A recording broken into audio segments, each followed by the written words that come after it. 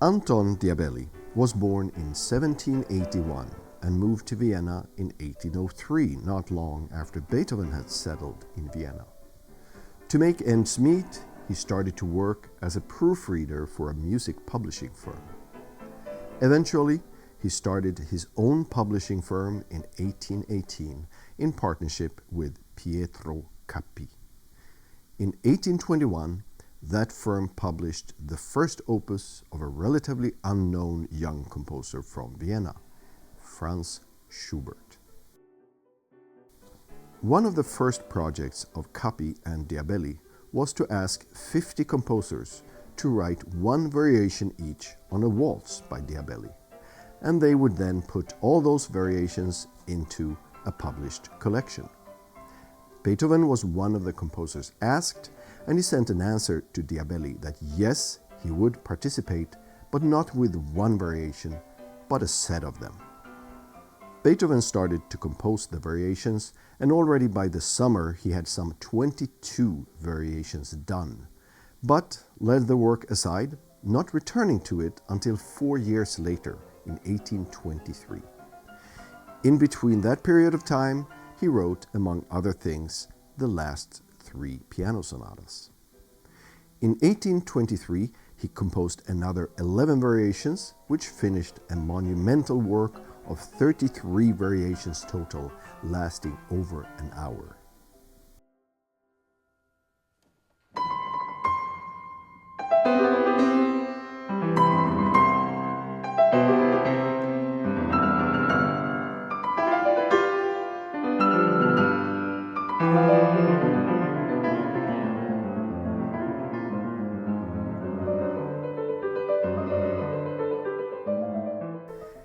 The simpleness of Diabelli's waltz makes this work perhaps the most extreme and ambitious example of Beethoven's ability to make wonders out of the simplest and most ordinary things.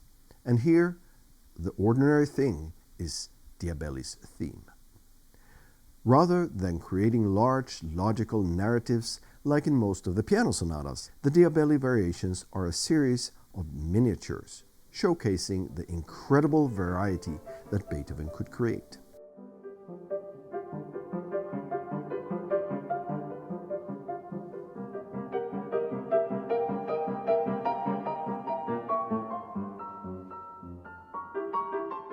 Let's put it in a comparison with a film. This is not a long epic movie, but rather a series of short films. Or in arts, where instead of a large canvas, you go from one painting to another. Of course, there is a logic and intention in how the different variations are put one after another, but still, every variation creates its own world in sound and in character.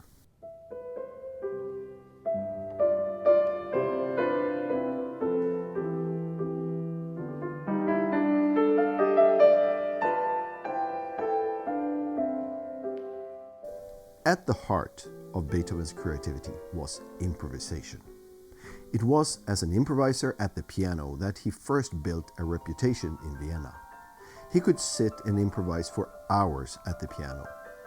At the few concerts he performed during his life, there was always a section put away for him to play a fantasie, which meant that he would improvise at the piano. The Diabelli Variations can sometimes appear to be free improvisations, perhaps even a glimpse into how Beethoven could sound when he improvised. It was not an uncommon way to improvise. Take a popular tune and make variations on it on the spot.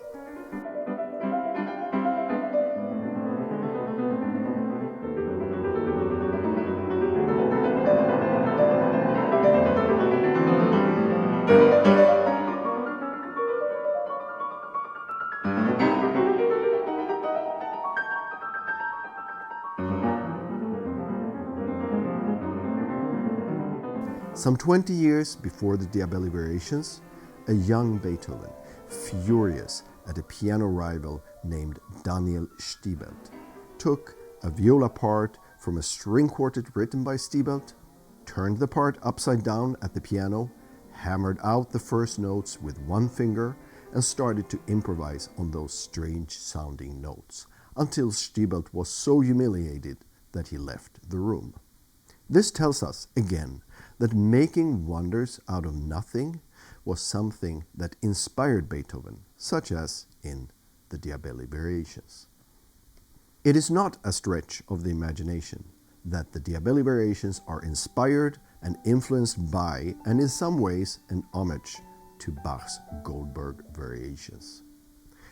There are variations that clearly allude to Bach, such as, for example, the 31st variation, which can be seen as connected emotionally to the 25th variation of the Goldberg Variations, a slow cantilena with extensive ornamentations, in both pieces being the beginning of the end of the whole work.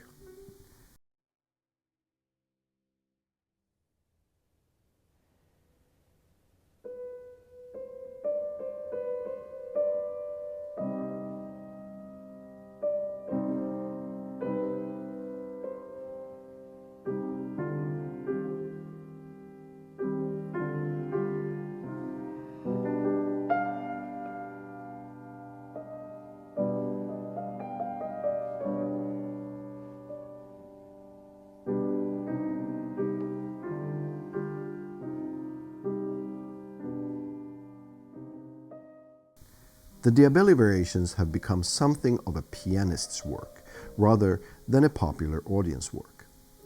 Alfred Brendel called it the greatest of all piano works. To quantify art is tricky and sometimes dangerous, and Brendel's statement should be taken into the context of his personal love for this music. But it could arguably be said that in no work by Beethoven his creativity flows more freely and in some cases beautifully unhinged than in the Diabelli Variations.